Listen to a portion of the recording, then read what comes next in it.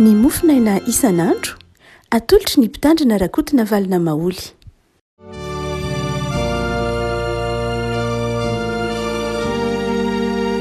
faly miarahabantsika reheafako malala tratra ity sabotsy fa 9 ny volana febroary ity ny voalahatra ao mofinainantsika anio dia ny Ezekela toko 7:30 Ezekela toko 7:30 andininy 10 ka hatramin'ny 20. Ezekela toko 7:30 andininy 10 ka hatramin'ny 20 aminaran'i Jesosy. Ary ianao ry zanak'olona mitenena amin'ny taranak'Israely hoe izao no fiteninareo: eto aminay ny fahadisoanay sy ny fahotanay ka mialevina amin'izany zahay dia nahoana ny mbola velona izahay. Lazao aminy hoe raha velona koa aho Jehovah Tompo dia tsy hitrako ny hahafatesany ratsy fanahy fa ny alany ratsy fanahy amin'ny lalany mba ho velona izy. Miala amin'ny ranondratsinareo fa nahoana moa no dia ho faty ianareo ry taranak'Israely? Ary ianao ry zanak'olona, lazao amin'ny zanaky ny firenenao hoe ny fahamarinan'ny marina tsy ahavonjy azy raha mby amin'ny andro ahadosoany, ary ny faharatsiany ratsy fanahy tsy ahavo azy raha mby amin'ny andro ialany amin'ny faharatsiany,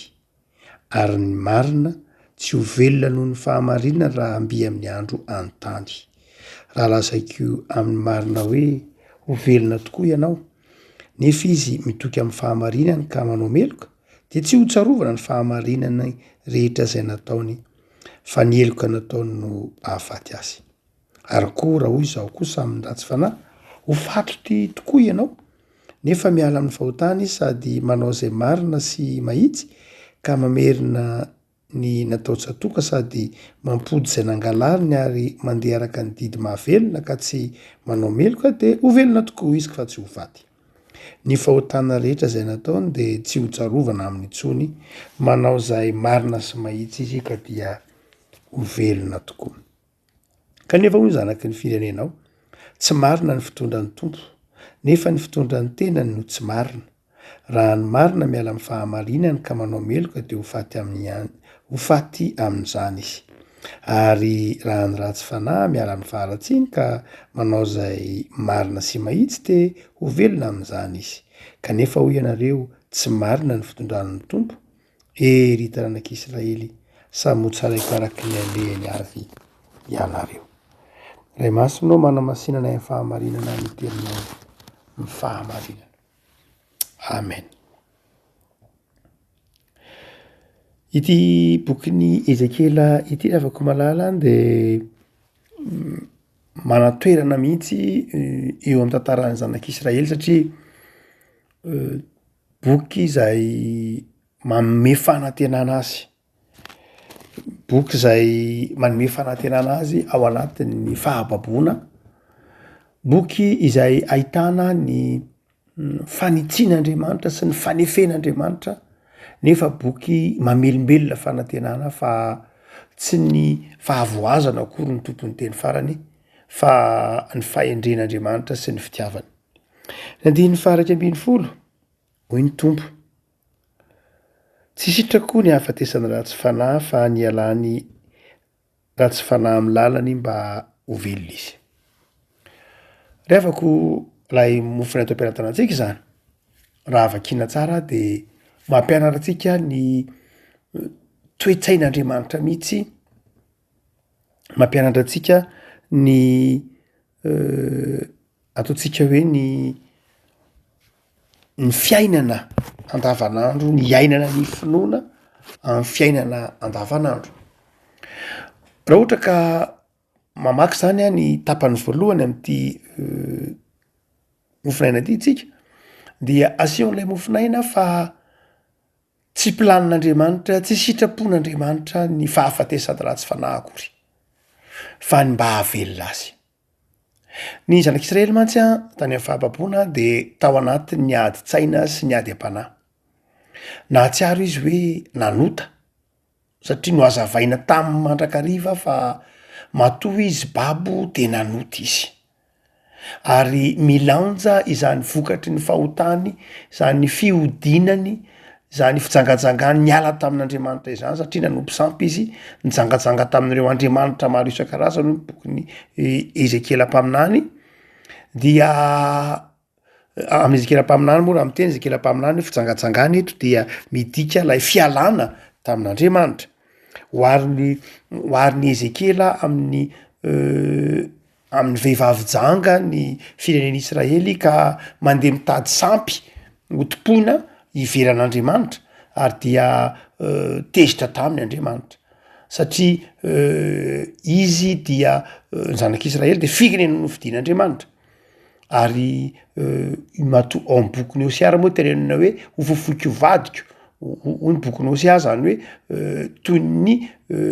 olo tian'Andriamanitra ny zanak'Israely kanefa zanak'Israely dia mijangajanga tamin'ny sampy isan-karazany niala tamin'Andriamanitra de izay fanoaran'izay moa hitantsika eo amin'ny bokin'ny Ezekiela mpaminany hoe noarina tamina vehivavy janga mandeha mitady sampy ny zanak'Israely ary dia navesatra tao an-tsainy ny firenen'Israely izany fahotana izany ka dia nieritreritra izy manao hoe vokatry ny nataony ihany no nahavo azy dia hoy ny filazany andiny ny 10 hoy ny tompo hoe izao angeny fiteninareo ny fahadisoanay sy ny fahotanay ka mahatonga zao aminay ka mialevina izahay de nahoana zay mbola velona ihany zany hoe ny zanak'Israely zany de efa nieritreritra manao hoe matoa zay tratra ny zavatra ohatr'izao de nanota nefa maninona zay mbola velona ihany nahoana zay mbola omen'Andriamanitra fahavelomana ihany zany hoe miseho ao anatin'ny fahadisom-panantenana efa maniry fahafatesana sanatria satria mafy ilay zavatsarotra tany amin'ny fahababona de hoy ny tompo manao hoe tsy ny fahafatesanareo ange ny zava-dehibe fa matoa nampandalovina an'izao zavatra zao nareo tsy ny fahafatesanareo ny zava-dehibe zany hoe raha ohatra ianareo ka mandalo zavatsarotra noho ny fialanareo tamin'Andriamanitra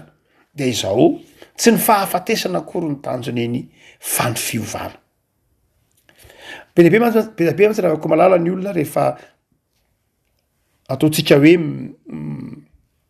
misy zavatra safidy nataony tsy nety tao amin'ny fiainana misy zavatra nataony ka hatsiarovany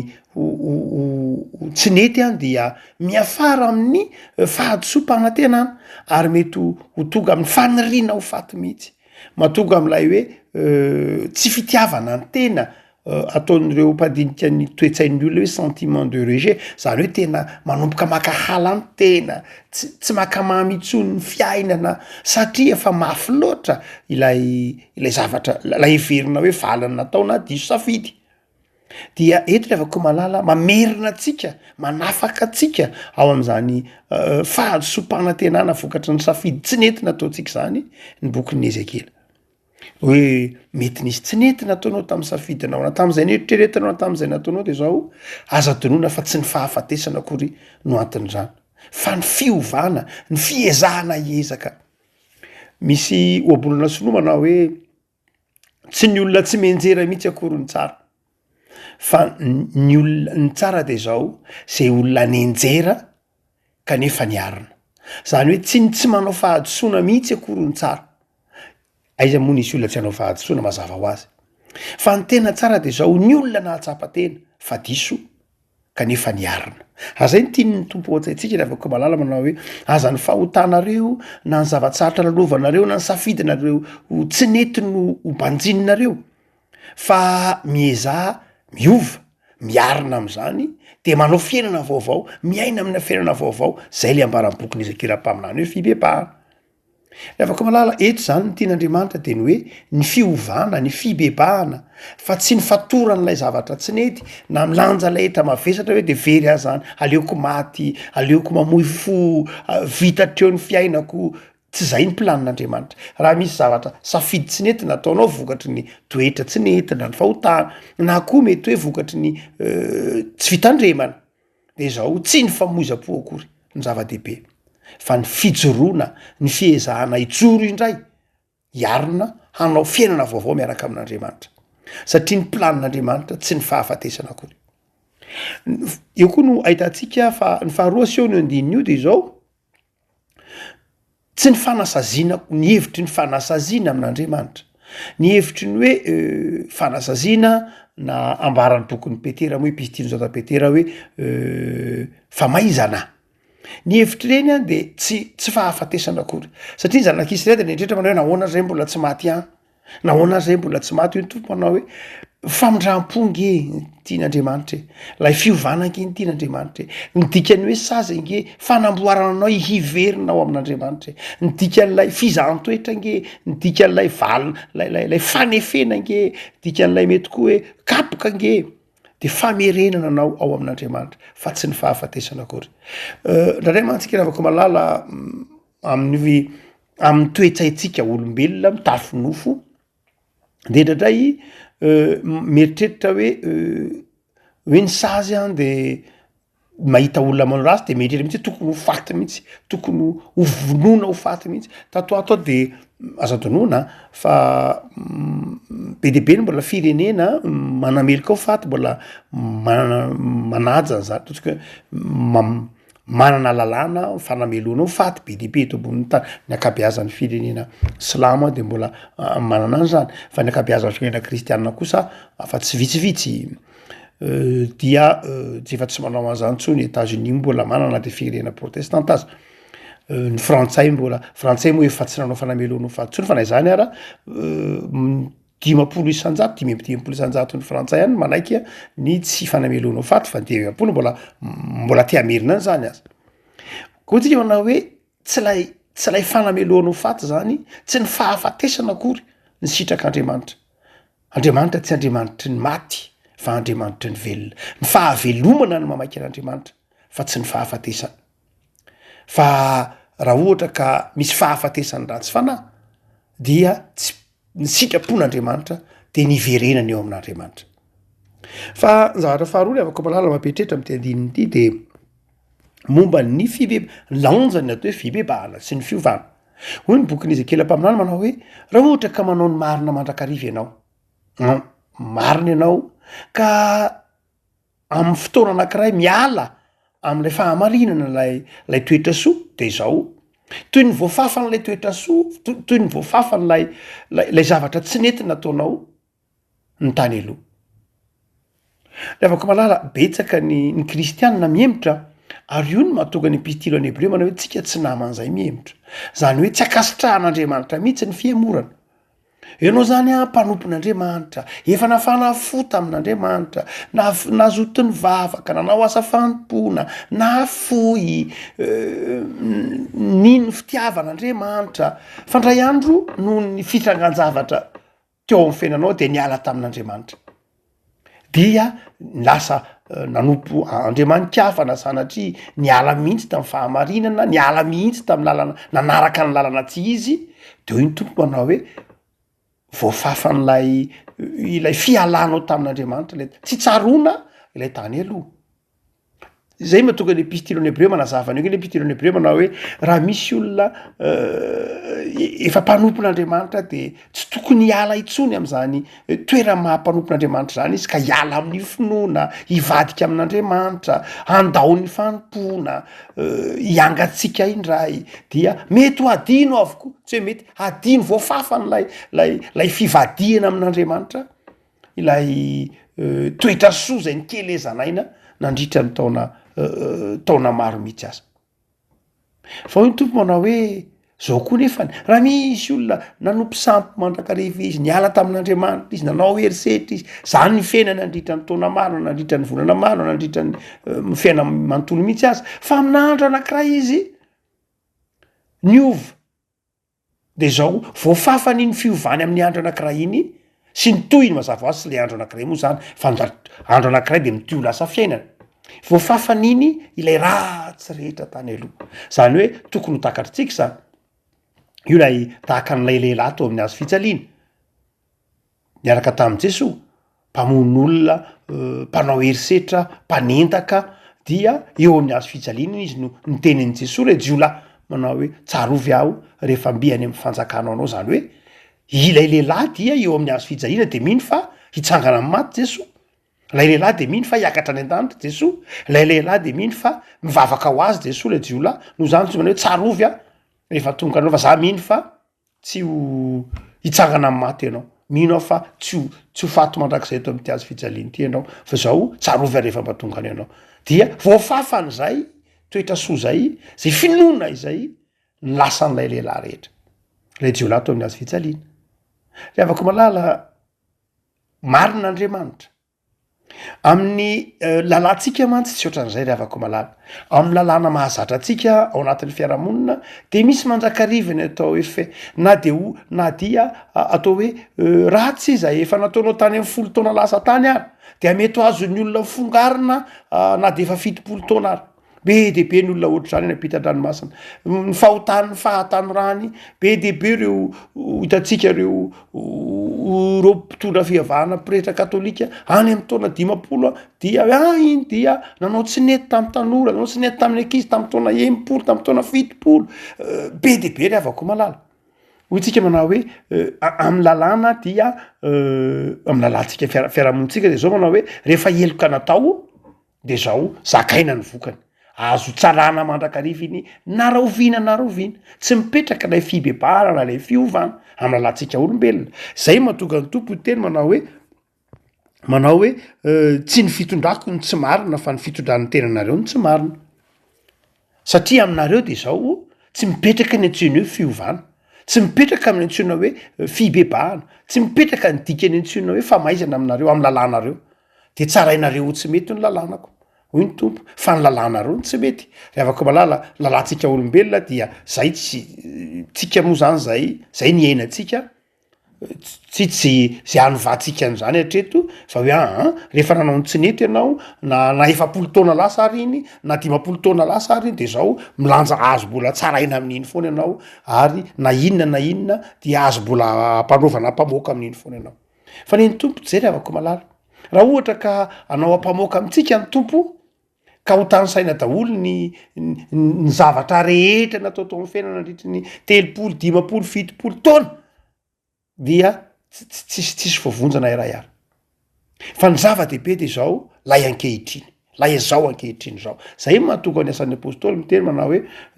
Andriamanitra ninitsy ny jery ny androny tsy fahalalana fa izao ankehitriny zao izy de mandidy anao hibebaka no zany de zao lay fibebahanao ankehitriny io dia manova ny fijerin'Andriamanitra anao amin'ny zavatra rehetra ninninona zany nataonao tany aloha tany ninninona tsy nety natao tany rehefa eo amin'Andriamanitra anao ankehitriny lay fiovana ankehitriny io de voafafa n'lay fibebahanao ankehitriny lay tsy nety rehetra tany tahaka n'lay zanakadalo amin'ny Luka 10:10 tahaka n'lay lehilahy jiolahy to amin'ny azo fijaliana dia tsy miteny tsony anao manao hoe za tsy tian'Andriamanitra za narian'Andriamanitra fa rehefa mibebaka ianao de zao navelan'Andriamanitra ny eloka ary tsy tsaron'Andriamanitra intsony ny devolo sisa ny mahatsiaro an'iny fa Andriamanitra tsy mahatsiaro an'iny ny devolo ny mahatsiaro an'iny dia maipanganao isan'andro am'izay izy zay ny asan'ny devolo hoe nao ange tam'zao nanao an'zao nao ange tam'zao nanao an'zao ny devolo ny mpiapanga fa Andriamanitra de zao zay io tenen'ny boky ny Ezekely io fa fany zany noho ny am'rany Kristy ry avako malala zavatra roa zany no ampiarezanao ry avako malala manao ny asa tsara ianao efa ao amin'ny tompo ianao tohizo zany aza mihemitra aza isan'izay mihemitra tohizo ny fikelezana ianao amin'ny tompo mba ho marina mandrakarivana tren'Andriamanitra ianao sanatria nisy zavatra tsy nety nataonao de zao mibeba miverena amin'Andriamanitra mba ho marina mandrakariva ianao eo anatren'Andriamanitra Jesosy tompo ry avako malala lay fahasoavana no ahafahantsika mitoetra am'zany sata izany zany sata misy atsika zany dia satany fahasoavana ny antony hoe mahatonga anao marina mandrakariva natren'Andriamanitra io ny teny Martin Luther manao hoe itsika nge marina tsy hoe satria marina mengy amin'ny lalàn'olombelona le fa marina noho ny amin'ny rany Kristy dia no amarinina isika de hoe Paoly manao hoe no amasinina isika zany rehefa malala satany fahasoavana no mahatonga atsika marina eo anatren'Andriamanitra ary ny satany fahasoavana koa no mahatonga atsika afaka manohy ny fiainana izany fahamasinan'Andriamanitra izany eto zany boky Ezekely ampaminany de melo lalana ny fiavian'i Jesosy ka mitaona atsika handray an' Jesosy tompo sy mpamonjy mitaona atsika handray ny famelan-keloka natolotry Jesosy atsika teo amin'ny hazo fijaliana de ny tompo zay namonjy antsika araka ny tenin'ny Jaona manao hoe izay rehetra mandray an' Jesoa de nahazo hery izy de tonga zanak'Andriamanitra de zanaky ny fahasoavana. Ivavakintsika ry havako, Tompo misaotra anao noho ny fitiavanao sy ny famindramponao fa marina ny fitondranao. Izahay no mitsara anao am'izay fomba hitondranao ny fiainanay. Zahay no manameloka anao am'izay fomba hitondranao anay. Ndraindray raha-tsara anay ho tsy mahay mitondra ny fiainanay ianao. Ndraindray ny fisainanay olombelona sy ny fahendrenay olombelona no hitsara anay ny fitondranao sy ny fahendrenao. Tompo misaotra anao zahay fa fahasoavana ianao. Ka nanaiky namafa ny fahadisoanay tamin'ny alalan'ny rano zanakao. Misaotra fa fahasoavana ianao ka nanaiky manome herim-panahinay hijoro mandrakariva hanohy ny fiainana ao aminao Andriamanitra. De mivavaka izay Tompo, tehirizo amin'ny fahasoavana izay. Hitanao ny korotana maneran-tany. Hitanao ny tsy fampin'ny fahendrena eto amin'izao tontolo izao. Hitanao ny toetsain'ny valifaty